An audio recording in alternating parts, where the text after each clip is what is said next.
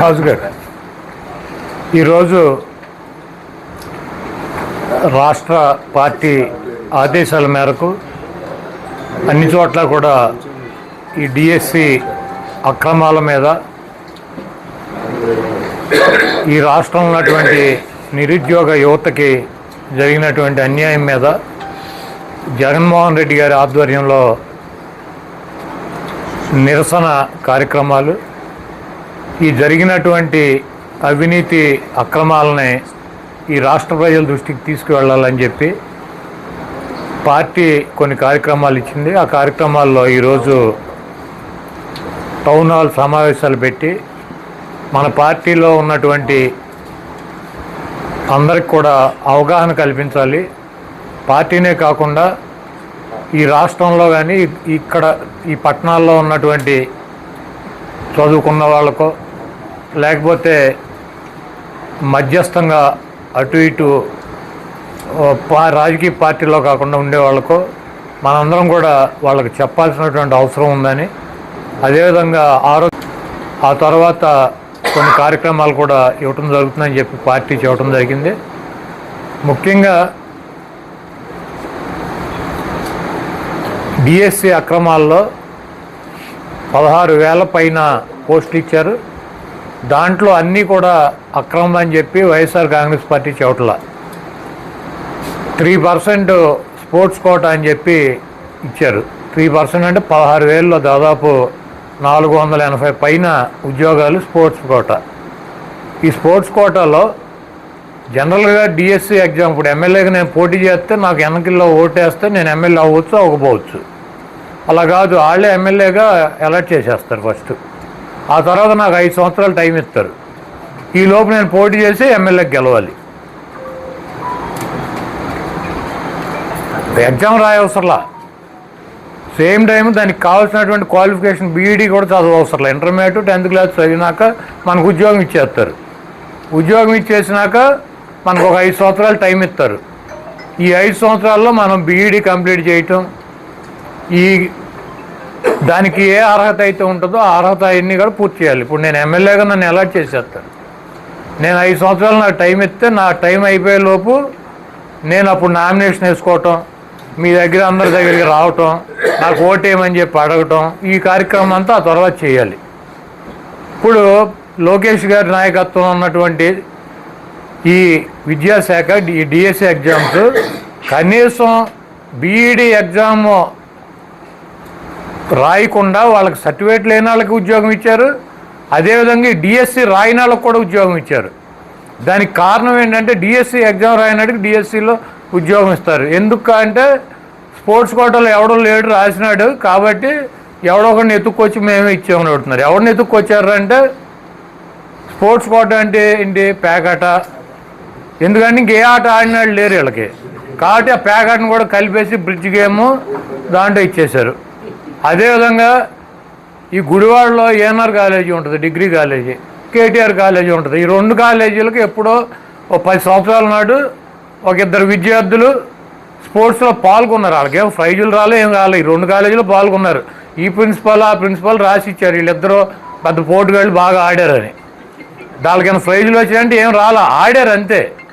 కాబట్టి ఆడారు కాబట్టి కాలేజీ ప్రిన్సిపల్ సర్టిఫికేట్ ఇచ్చాడు కాబట్టి ఆ సర్టిఫికేట్ని ఆధారం చేసుకుని మేము ఉద్యోగం ఇచ్చేసామని చెబుతున్నాడు. నాకు కరెక్ట్గా గుర్తులేదు కానీ పంజాబ్ కానీ హర్యానాలో కానీ ఈ ప్రకాష్ సింగ్ బాదల్ అనుకుంటా ఆయన ముఖ్యమంత్రి, వాళ్ళ అబ్బాయి ఏమో హర్యానా వాళ్ళ అబ్బాయి ఏమో ఇట్లా విద్యాశాఖ మంత్రి. ఇద్దరు బాబు కొడుకులు ఇద్దరు కలిసి సేమ్ టీచర్ ఉద్యోగాలు అమ్మేసుకున్నారు. అరెస్ట్ చేశారు. 7 సంవత్సరాలు జైలు శిక్ష పడింది ఆయన ముఖ్యమంత్రి గారికి 7 సంవత్సరాలు జైలు శిక్ష పడింది. ఇదేం చిన్న కేసులు, చిన్న వ్యవహారం కాదు, ఇది చాలా పెద్ద వ్యవహారం. ఎందుకంటే వాళ్ళు రెడీ హ్యాండెడ్గా దొరికిపోయారు. బీఏడీ చదవని వాళ్ళకే ఉద్యోగాలు ఇచ్చారు, డిఎస్సి ఎగ్జామ్ రాయని వాళ్ళకి ఉద్యోగం ఇచ్చారు. స్పోర్ట్స్ కోటా అని చెప్పి వాళ్ళు ఎక్కడా కూడా ఒక ప్రైజ్ కూడా కొట్టని వాళ్ళకి, ఒక మెడల్ కూడా లేని వాళ్ళకి ఉద్యోగం ఇచ్చారు. ఇది రెడ్ హ్యాండెడ్గా దొరికిపోయినటువంటి కార్యక్రమం. ఈ కార్యక్రమాన్ని ఇప్పుడు బొకాయించే కార్యక్రమం ఏంటంటే విలేకరులు, జర్నలిస్టులు కానీ జర్నలిస్టులు, మీడియా కానీ మీడియా. ఇప్పుడు ఈ ఉద్యోగాల్లాగానే కొన్ని మా దగ్గర ఉన్న డబ్బులతో పెట్టించుకున్నాం. వాళ్ళతో అసలు ఇక జగన్మోహన్ రెడ్డి గారిని తిట్టించడం, దీని గురించి ఎవడన్నా మాడితే ఆడికి అవగాహన లేదని చెప్పడం, మేమే ప్రపంచ మేధావులని ఒక 4-5 సూటు బూటు వేసి బొఫున్ గాలను కూర్చోబెట్టి మనం తిట్టించడం, ఈ కార్యక్రమాలన్నీ అనమాట. ఇప్పుడు ఈ డిఎస్సి చదవనాడికి ఎలాగో అలాగే సూటు బూటు వేయగానే అటు మేధావి అయిపోతాడు, ఒకటికేం పంచి కట్టిస్తారు. రకరకాల గెటప్పుల్లో సాయంత్రం 7 గంటలకల్లా మొత్తం టీవీ థియేటర్లలో మొత్తం ఇక వాళ్ళే, ఒకడు బయటికి వెళ్తూ ఉంటాడు, వాడు లోపలికి వస్తూ ఉంటాడు. ఏమన్నా మీరు చెప్పండి అంటే ఏమన్నా అలా కాదండి, ఎలా అండి, ఇలా కాదండి, అలా అండి. అసలు జగన్మోహన్ రెడ్డికి ఏం తెలుసండి? జగన్మోహన్ రెడ్డి 3వ తరగతి చదివాడండి, లోకేష్ స్టాండ్ బర్డ్లో ఇరగదీసాడండి. ఇక ఈ సొల్లు అనమాట, ఈ సోది భరించలేక గవ్వుకుని కర్మగాలి మనం తిప్పేటప్పుడు అది వచ్చింది అవుటు. కాబట్టి ఇటువంటి కార్యక్రమాలతో అబద్ధాలు చెప్పి మోసాలు చేసి మళ్ళీ అధికారంలోకి రావచ్చు అనుకుంటున్నారు. ఎవరు కూడా భయపడాల్సినటువంటి అవసరం లేదు. బీజేపీ జాతీయ అధ్యక్షుడు ఆయన నబీన్ అధ్యక్షుడని ఎమ్మెల్యేగా రాజీనామా చేయించారు. జితిన్ నబీన్ అనే అతన్ని ఎమ్మెల్యే చేసి ఆయన రాజ్యసభ ఇచ్చారు. అది ఎన్నికలు ఎప్పుడు జరిగినాయి? 25 నవంబర్లో జరిగింది. ఇంకా సంవత్సరం కూడా అవలా, 9 నెలలు అయింది. 60,000 మెజార్టీతో గెలిచాడు అతను. అదే స్థానానికి బై ఎలక్షన్ పెడితే నిన్న ప్రశాంత్ కిషోర్ కొత్తగా పార్టీ పెట్టుకుని 20,000తో గెలిచాడు. ఎందుకంటే కాక్రోచ్ ఉద్యమం వీళ్ళు చేస్తున్నటువంటి, ఇప్పుడు నీట్ ఏముంది, నీటు పేపర్ లీక్ అయిపోయింది. నారాయణ చైతన్య వాడు చేసేస్తాడు పేపర్ లీక్ వాళ్ళ స్టూడెంట్స్ కోసం చేస్తారు. ఎవడో ఒకటి నా పోటాను మీ పోటాను ఎవడో ఒకటి చూసినాన్ని బలిపాలు చేస్తారు. చేసినాన్ని ఏం చేయరు, చూసినాన్ని చేస్తారు. బలిపాసం చేసి మళ్ళీ ఎగ్జామ్ పెట్టారు. 21 మంది పిల్లలు చనిపోయారు. పిల్లలు చనిపోతే దాని మీద కాక్రోచ్ జనతా పార్టీ అని చెప్పి విద్యార్థులు ఆ మంత్రిని రాజీనామా చేయించమని అడిగారు. 21 మంది పిల్లలు చనిపోయారు, కుటుంబాలకు నష్టపరిహారం ఇవ్వండి, ఇంకోసారి ఇట్లా జరగకుండా మీరు కఠిన చర్యలు తీసుకోవాలి, ఆ మంత్రిని రాజీనామా చేయమని డిమాండ్ చేశారు. చేస్తాళ్ళు తీవ్రవాదులు, దేశద్రోహులు, పాకిస్తాన్ నుంచి వచ్చారు, ఆ పక్క దేశం నుంచి వచ్చారు, మేము చూసాము, ఆ కంచికి వాయించి కింద నుంచి దూరతంటే వాళ్ళు కాక్రోచ్లు, మిడతలు, బొద్దింకలు అని చెప్పి తిట్టారు. తిట్టినాక తప్పక రాజీనామా చేయాల్సిన పరిస్థితి వచ్చింది.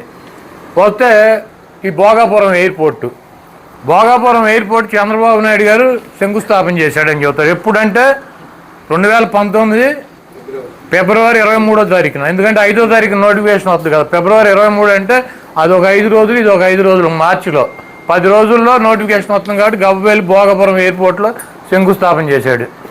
ఆయన 15,000 ఎకరాలు కావాలని చెప్పి శంకుస్థాపన చేశాడు. 15,000 ఎకరాలు అంటే 4-5 గ్రామాలు ఉన్నాయి. ఆ గ్రామాల్లో ఒక గ్రామంలో ఉన్నటువంటి ఎన్నికలప్పుడు జగన్మోహన్ రెడ్డి గారు వెళ్తే ఒక గ్రామంలో ఉన్నటువంటి మహిళ ఇక్కడికి ఎర్ర బస్సు రాదు, మమ్మల్ని మాకెందుకు మా పొలాలు తీసుకుని మమ్మల్ని ఎందుకు ఇబ్బంది పెడుతున్నారని అడిగారు. దాన్నే జగన్మోహన్ రెడ్డి గారి చెల్లెలు ఇలా అడుగుతానని చెప్పి మేము అధికారంలోకి వస్తే 2,000 ఎకరాల్లోనూ 2,200 ఎకరాల్లోనూ మేము కడతాము, మిమ్మల్ని ఇబ్బంది పెట్టమని చెప్పి ఆయన చెప్పడం జరిగింది. అదేవిధంగా ఈయన శంకుస్థాపన చేసినటువంటి ప్రాంతాన్ని కానీ ఆ పిల్ల అడిగినట్టు ఊరు కానీ దీంట్లో కలవల. 15,000 ఎకరాలు తీసేసి చంద్రబాబు కనీసం ల్యాండ్ కూడా ఎక్టివేట్ చేయలే. పేపర్ ప్రకటన 15,000 ఎకరాల్లో ఎయిర్పోర్ట్ కడతాను. ఇది ప్రపంచంలోనే ఎక్కడా లేదు. 15,000 ఎకరాల్లో ఈయన కడతానని ఒక ప్రకటన చేసి, ఒక శంకుస్థాపన చేసి, ఒక రాయి, ఒక కొబ్బరికాయ, ఒక టాపీ మేసం తీసుకెళ్ళి లేచాడు, అయిపోయింది. పాపం ఈ జగన్మోహన్ రెడ్డి గారు వచ్చి ఆ భోగాపురం ప్రాంతంలో 2,200 ఎకరాలు 1,000 కోట్ల రూపాయలు ప్రభుత్వం డబ్బు కట్టాడు. ల్యాండ్ ఎక్వైర్ చేశారు. 3 గ్రామాలను అక్కడి నుంచి రీహాబిలిటేషన్ పక్కకు తరలించి దానికి కావాల్సినటువంటి అనుమతులన్నీ తీసుకొచ్చి కేంద్ర ప్రభుత్వం దగ్గర జిఎంఆర్కి ఇచ్చారు కాంట్రాక్టు.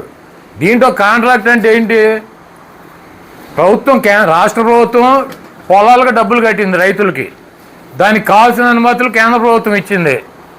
ఈ రీహాబిలిటేషన్కి కూడా రాష్ట్ర ప్రభుత్వమే డబ్బులు కట్టి దాదాపు 1,500 కోట్ల రూపాయలు జగన్మోహన్ రెడ్డి గారి ప్రభుత్వం వాళ్ళకి ఇచ్చింది, అయిపోయింది. చంద్రబాబు నాయుడు గారు ఏమి ఇచ్చాడంటే ఏమి ఇవ్వాలి, 5 పైసలు బిళ్ళ కూడా ఇవ్వాలి. పేపర్లో ప్రకటన ఇచ్చాడు, ఈనాడు, జ్యోతి, వాళ్ళ పేపర్లో యాడ్లు ఇచ్చుకున్నాడు వాళ్ళకి.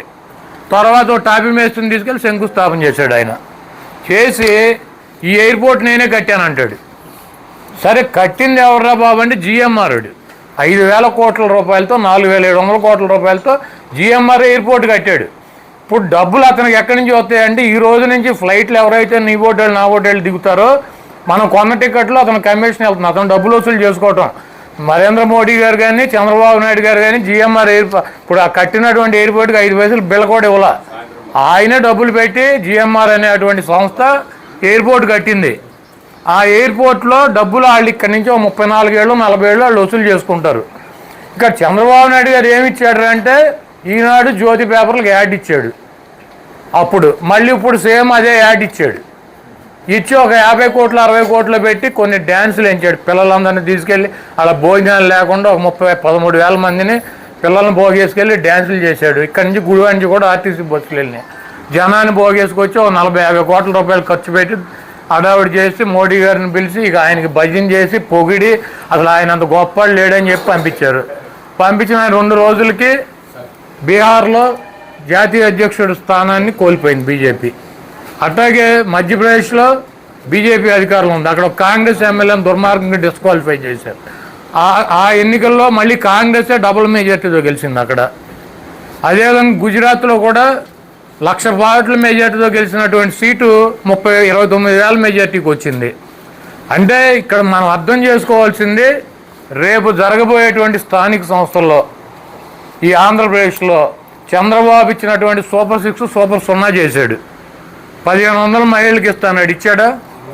ఇవ్వలా. అదేవిధంగా నిరుద్యోగులకు 3,000 రూపాయలు వృత్తి ఇస్తాడు, ఇచ్చాడా? ఇవ్వలా. 20 లక్షల ఉద్యోగాలు ఇస్తాడు, ఇచ్చాడా? కొత్తగా ఈ 2 సంవత్సరాలు ఒక పెన్షన్ కూడా శాంక్షన్ చేసిన పరిస్థితి లేదు. 50 సంవత్సరాలు దాటిన వాళ్ళకి బీసీలకు కానీ ఎస్సీలకు కానీ ఎస్టీలకు కానీ పెన్షన్లు ఇస్తాడు, ఇచ్చాడా? ఇళ్ల స్థలాలు ఇవ్వాల, ఇల్లు కట్టుకోవడం డబ్బులు ఇవ్వాల.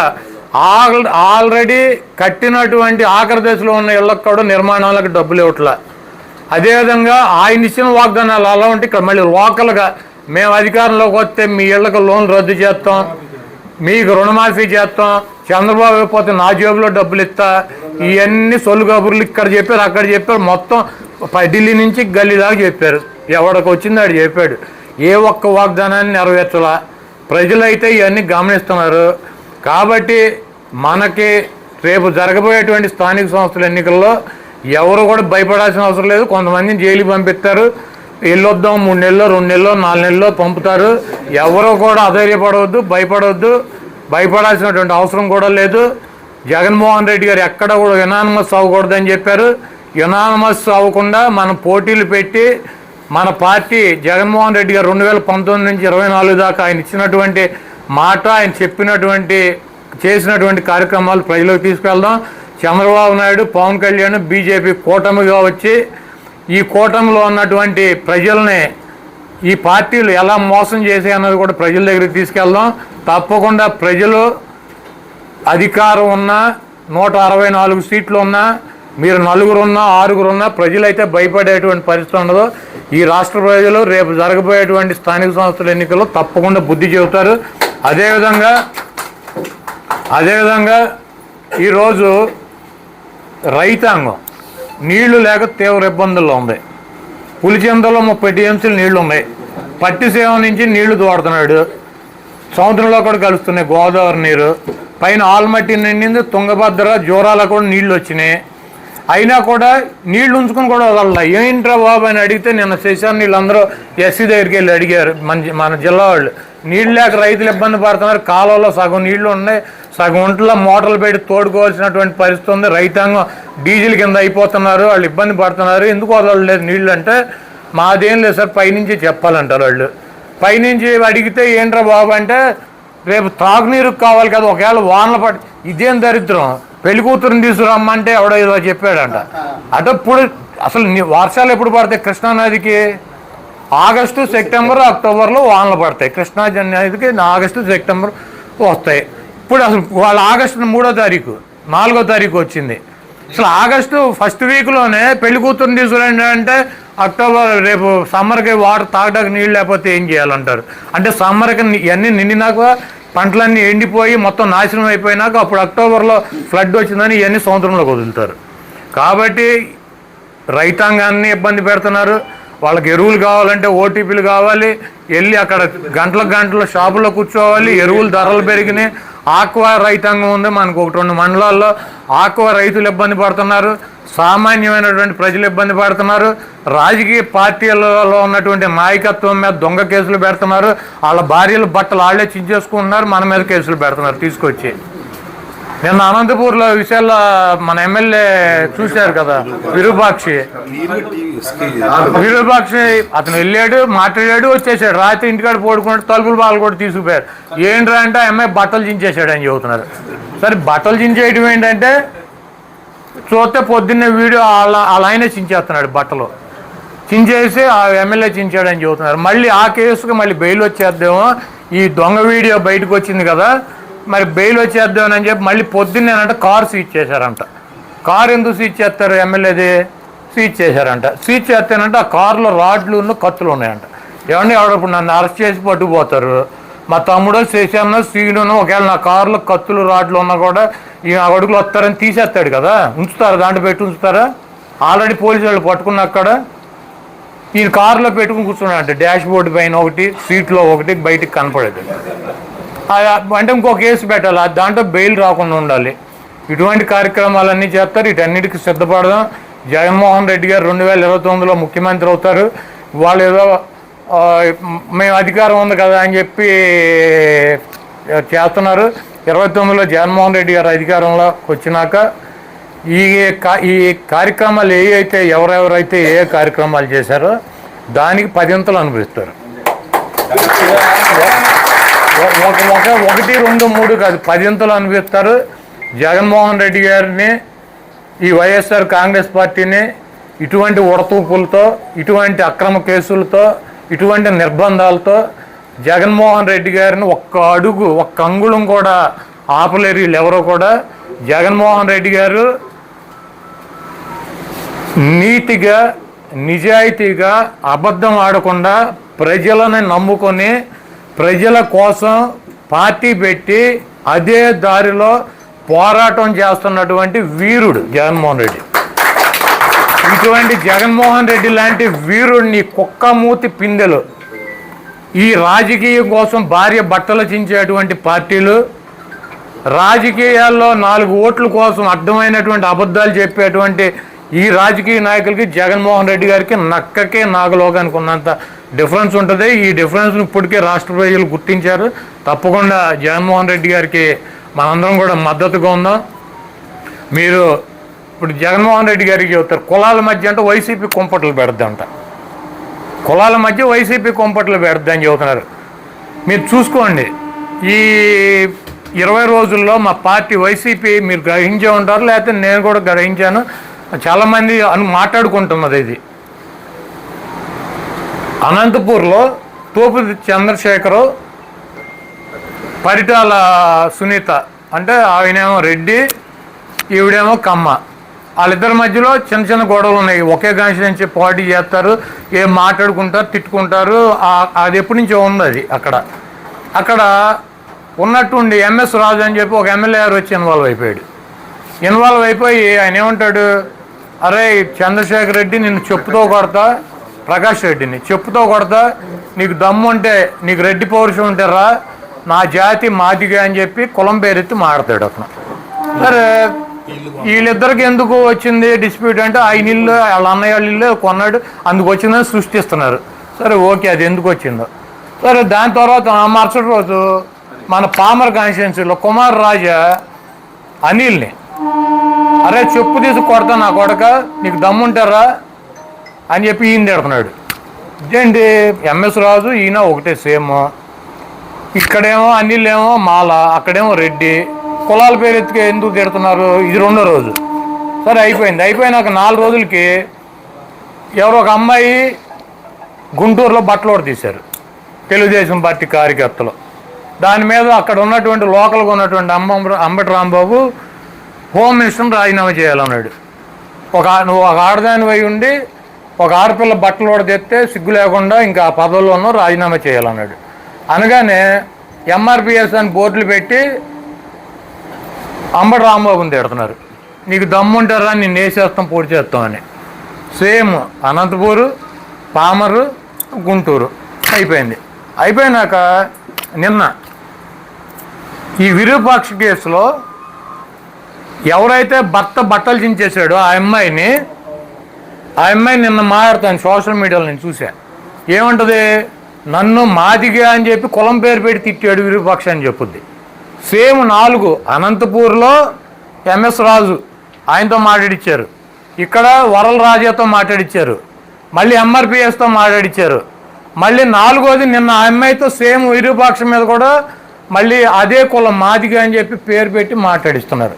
అంటే దీంట్లో కులాల మధ్య చిచ్చు పెడతానికి ప్రయత్నిస్తున్నటువంటి రాజకీయ పార్టీ ఏది? ఒకసారి కాదు, ఒకసారి అవ్వాల సక్సెస్, రెండోసారి అవ్వాల, మూడోసారి అవ్వాల, నాలుగోసారి అవ్వాల, ట్రై చేస్తూనే ఉంటారు దాని మీద. కాబట్టి ఈ రాష్ట్రంలో ఉన్నటువంటి ఎస్సీలు కానీ, బీసీలు కానీ, ఓసీలు కానీ ఈ కులాల మధ్య కుంపటి పెట్టేటువంటి పార్టీనే తెలుగుదేశం పార్టీ. కాబట్టి అందరూ కూడా అప్రమత్తంగా ఉండండి. ఇప్పుడు ఎవడో రేపు నా మీదకి వచ్చి అరే నువ్వు మగాడు అయితేనో, నీకు అది ఉంటేనో, నీకు ఇది ఉంటేనో, నేను ఈ కులంలో పుట్టాను, ఆ కులంలో పుడితే రమ్మంటే మనం రెచ్చిపోవాల్సిన అవసరం లేదు. దీని వెనకాల డెఫినెట్గా మాస్టర్ మైండ్ చంద్రబాబు గారు ఉంటాడు. ఆయన ఆలోచన ప్రకారం ఇవన్నీ ఎవరిని ఎక్కడ కులం పేరు ఎవరిని తిట్టాలో ఆయన డిసైడ్ చేస్తాడు. ఆయన డిసైడ్ చేయగానే నీకు ఎమ్మటే మనం ఏమైనా రెచ్చిపోయి కనుక మనం మాట్లాడామనుకో, ఎమ్మటే మా ఏబిఎన్, TV5 వీళ్ళు ఆల్రెడీ రికార్డింగ్ వర్షన్ పెట్టేసుకుంటారు. మనం వేస్తున్నాం కదా ట్రాప్, ఎవడొచ్చి పడతాడని రెడీ కూర్చుంటారు. అసలు ఆడిట్ట అన్నాడు, ఈడట్ట అన్నాడు అని చెప్పి ఇరక్కోటి అవసరం పారేస్తారు. కాబట్టి ఇటువంటి వాటిల్లో మనం చిక్కుకోకుండా, ఎందుకంటే ఇంతకన్నా నీచమే ఉంటుంది. ఎవడన్నా పెళ్ళం బట్టలు దించేస్తాడా రోడ్డు మీద తీసుకొచ్చి 10 మంది మధ్యలో? ఇంతకన్నా నీచమైన కార్యక్రమం ఎవడన్నా చేయగలడు ఈ ప్రపంచంలో? ఏ రాజకీయ పార్టీ అన్నా పెళ్ళం బట్టలు రోడ్డు మీదకి తీసుకొచ్చి చించేసేటువంటి పార్టీ ఏదైనా ఉంటుందా?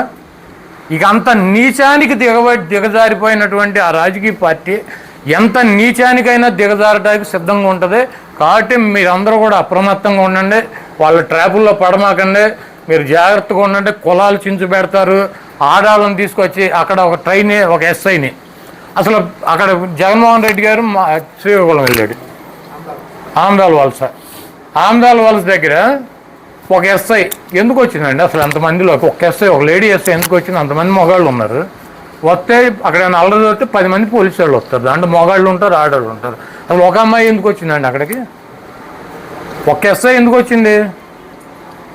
ఆ వచ్చిన అమ్మాయిని అమ్మ నువ్వు పక్కన వెళ్ళిపో, నీకు ఆరోగ్యం బాగాలేదు కంటే వీళ్ళందరి మీద ఒక 21 మంది మీద కేసులు పెట్టారు. ఆ 21 మందిలో ఒక 4 ఒకడేమో పంజాబ్లో వాళ్ళ అబ్బాయికి సీటు డబ్బులు కడతాకి వెళ్ళాడంట. అక్కడ డాన్వేషన్ అక్కడ ఉన్నాడు పంజాబ్ నుంచి. అరే బాబు నేను ఇక్కడ ఉంటే మీరేంటారు అక్కడ నా మీద కేసు అని. ఒక ఆయన అయితే లాయర్, ఆయన కోర్టులో ఉన్నాడు, వైజాగ్ కోర్టులో. ఆయన కోర్టులో వాయిదా ఉంది, జడ్జి గారి ముందు ఉంది, ఆయన మీద పెట్టేశారు కేసు.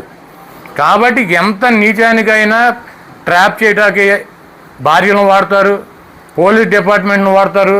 అంటే పోలీసులు అంటే మనమేమో కూడా మనకు రక్షణగా ఉంటే వాళ్ళు వచ్చారనుకుంటాం, ఆఖరికి ఫైనల్గా ఏంటంటే వాళ్ళ బట్టలు వాళ్ళు చించుకుని మన మీద పెడతారు. కాబట్టి అసలు ఎవరిని నమ్మేటువంటి పరిస్థితి లేదు. చాలా అప్రమత్తంగా ఉండండి, జాగ్రత్తగా ఉండండి. అయినా కూడా కొన్ని తప్పవో వెళ్ళొద్దాము. రేపు జరగబోయేటువంటి మున్సిపల్ ఎన్నికల్లో కానీ, జిల్లా పరిషత్తులో కానీ, మండల పరిషత్ ఎన్నికల్లో కానీ మన పార్టీ చేసినటువంటి కార్యక్రమాలని, తెలుగుదేశం పార్టీ కూటమి ప్రభుత్వం ఇచ్చినటువంటి వాగ్దానాలని, వాళ్ళు చేసినటువంటి మోసాలని కూడా అన్నింటినీ కూడా ప్రజల దృష్టికి తీసుకెళ్ళి డెఫినెట్గా వైఎస్ఆర్ కాంగ్రెస్ పార్టీ అభ్యర్థులను గెలిపిస్తాక మనం అందరం కలిసి పనిచేద్దాం.